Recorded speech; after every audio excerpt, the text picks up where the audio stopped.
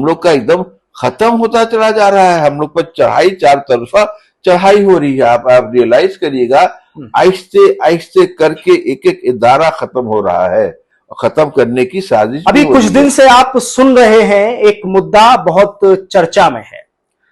सरकार संशोधन करना चाहती है वक्फ एक्ट में, अमेंडमेंट करना चाहती है। इसको लेकर बहुत ज्यादा शोर किया जा रहा है, बहुत सारी चीजें मैदान में लाई जा रही हैं, लेकिन इसकी हकीकत क्या है ये तो शायद तभी पता चल पाएगा कि जब टेबल पर वो पेपर लाकर रखा जाएगा जिसमें अमेंडमेंट होंगे। जब बदलाव किए जाएंगे तब समझ में आएगा कि सरकार आखिर चाहती क्या है। लेकिन एक सवाल है, देश की राजधानी दिल्ली में बने हुए इंडिया इस्लामिक कल्चरल सेंटर का चुनाव चल रहा है। इस मुद्दे का इंडिया इस्लामिक कल्चरल सेंटर से क्या कनेक्शन है, आज इसी पर बातचीत करने के लिए हमारे साथ अफजल अमानुल्लाह साहब मौजूद हैं। आप बहुत बड़ी शख्सियत हैं, कई बड़े अहम पदों पर रहे हैं। बहुत बहुत शुक्रिया हमें समय देने के लिए। और इस्लामिक सेंटर के आप प्रेसिडेंशियल कैंडिडेट हैं। जैसा मैंने अपने ओपनिंग रिमार्क्स में बोला कि इस मुद्दे का इस्लामिक सेंटर से क्या कनेक्शन है, आप उस पर क्या कहना चाहेंगे? जो ये नया पूरा मसला खड़ा हुआ है, इसको कैसे देखते हैं आप?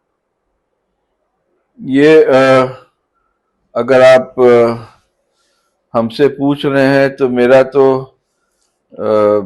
यही एकदम क्लियर कट मेरी राय है कि जो इस्लामिक सेंटर का नया इंतजामिया चुन करके आएगा 14 तारीख को, 15 तारीख का, उसका ये पहला टेस्ट होगा, एसिड टेस्ट जिसको कहते हैं, कि वो वक्फ एक्ट पर, अमेंडमेंट्स पर, तरमीम पर क्या रुख अपनाता है। अगर हमसे पूछिए तो तुरंत इस्लामिक सेंटर के इंतजामिया को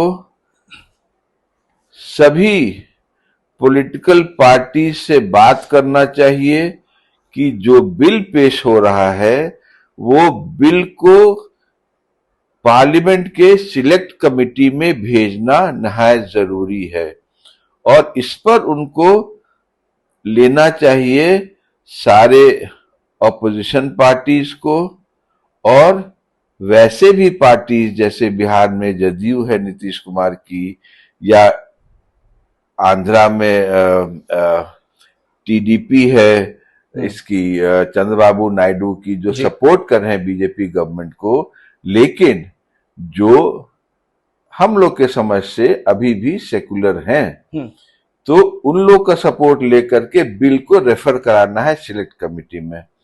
हमने कल से आज तक पता करना चाहा पार्लियामेंट्री अफेयर से, पार्लियामेंट से, माइनॉरिटी अफेयर से, कि भाई ये बिल का क्या स्टेज है। तो पार्लियामेंट में तो ये नहीं आया है, इसीलिए वहां तो नहीं आया। आ जाता है पहले ही से पेपर कि ये बिल पेश होने वाला, नहीं होने वाला, लेकिन अक्सर सरकार करती है कि लास्ट मिनट में सुबह ले आती है। अभी तक नहीं आया है। माइनॉरिटी अफेयर्स का हमको कुछ जवाब नहीं आया है। जाहिर है कि वो सीक्रेट डॉक्यूमेंट है, कोई बोलेगा नहीं इस पर। हमने कोशिश किया लेकिन हमने इस पर कोई जोर भी नहीं दिया। नहीं, लोगों ने बताया कि अभी नहीं बता सकते हैं, तो ठीक है। मेरे समझ से सबसे पहले तो जैसे है पार्टीज को बोर्ड पर लेना होगा, कहना होगा कि सिलेक्ट कमेटी रेफर हो जाए। दूसरा, तुरंत इस्लामिक सेंटर की इंतजामिया को करना होगा कि फर्ज करिए कि 4 बड़े बड़े एमिनेंट वकील, वाइस चांसलर और प्रोफेसर जो वक्फ के बारे में जानकार हों, उन लोग को, 4 वैसे लोग, 2 रिसर्चर्स, ऐसे लोगों को, और मुस्लिम इदारे के 5-6 लोग एक एक इसमें से लेकर के एक तुरंत कमेटी बना दिया जाए कि जैसे बिल टेबल हो पार्लियामेंट में, और वो जब तक कि रेफर होती है सिलेक्ट कमेटी को, सिलेक्ट कमेटी अपना डिसाइड करती है, इन लोग बैठ करके 1 हफ्ते के अंदर राय बना ले, मशवरा कर ले कि हम लोग का मुसलमानों के तरफ से क्या स्टैंड होना चाहिए, इस अमेंडमेंट्स पर, तरमीम पर क्या स्टैंड होना चाहिए। और जैसे ये स्टैंड पक्का हो जाए, तुरंत पार्लियामेंट सिलेक्ट कमेटी के सामने पेश हो जाना चाहिए। पार्लियामेंट सिलेक्ट कमेटी बुलाती है लोगों को, तो उसके सामने पेश होना चाहिए। फिर आगे वहां से बढ़ना चाहिए।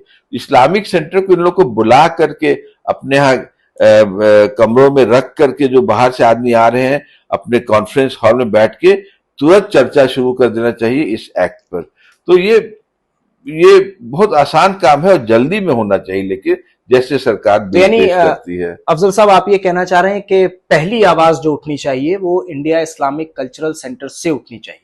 जी हाँ, क्योंकि आप देखिए कि मुसलमानों के बहुत सारे इदारे हैं जी, तो उसको अगर आप समेटना चाहिएगा, एक बैनर के अंदर लाना चाहिएगा, और बहुत सारे वकील हैं, उनको चूज करना होगा, कौन वाइस चांसलर, कौन प्रोफेसर जो वक्फ का जानकार है, कौन retired supreme court, high court के 3-4 जजेस हैं जो वक्फ के जानकार हैं, उन लोग को। तो ये काम कौन करेगा? एक कोई सेंट्रल फोर्स होना चाहिए। हम ये नहीं कह रहे कि इस्लामिक सेंटर लीडर हो जाए, नहीं, लीडर कैसे होगा, क्यों वो लोग मानेंगे, लेकिन अगर वो लीड लेगा, आगे बढ़ेगा, आगे बढ़ने के लिए चाहिए इस्लामिक सेंटर को आगे बढ़ना चाहिए, तभी लोग उसमें ये होंगे। और ये बहुत जरूरी है। हम लोग का एकदम खत्म होता चला जा रहा है, हम लोग पर चढ़ाई, चार तरफा चढ़ाई हो रही है। आप रियलाइज करिएगा, आहिस्ते आहिस्ते करके एक एक इदारा खत्म हो रहा है, और खत्म करने की साजिश भी हो रही है। अब मन हमको लगता है तो हम लोग को उसका प्रिवेंट करना होगा ना। हम लोग उसको जितना हो सके, जितना हम लोग के पास कुव्वत है, दम है, और जो लॉ अलाउ करता है, हम लोग को करना होगा। चलिए, बहुत बहुत शुक्रिया इस पूरे मुद्दे पर बातचीत करने के लिए। अफजल अमानुल्लाह साहब हमारे साथ इस वक्त मौजूद थे। इस्लामिक कल्चरल सेंटर के आप प्रेसिडेंशियल कैंडिडेट हैं। आने वाली 11 तारीख को जो चुनाव होना है उसमें अपनी किस्मत आजमा रहे हैं।